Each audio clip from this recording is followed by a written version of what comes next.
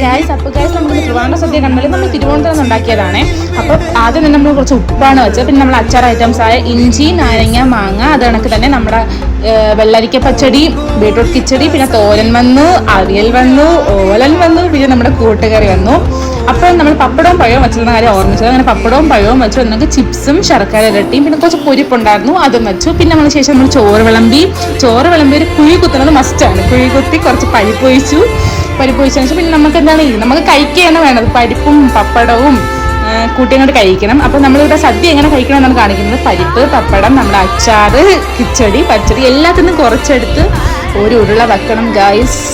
സ്വർഗമാണ് സ്വർഗം. അതിനുശേഷം നമ്മുടെ അടപ്രഥമനായിരുന്നു. അപ്പോൾ അടപ്രഥമൻ്റെ കൂടെ കുറച്ച് പഴം കൂടി ഇട്ട് പപ്പടവും ഇട്ട് മിക്സ് ചെയ്ത് വാക്കുകളില്ല ഇപ്പം തന്നെ വായിൽ വെള്ളം വരുന്നുണ്ട് ഗൈസ്. പിന്നെ നമ്മൾ കുറച്ച് ചോറോടെ ഇട്ട് കുറച്ച് പുളിശ്ശേരി, കുറച്ച് രസം, അങ്ങനെ കുറച്ച് മോരുടെ കൂട്ടി ഞങ്ങളുടെ സദ്യ അങ്ങ് അവസാനിച്ചു.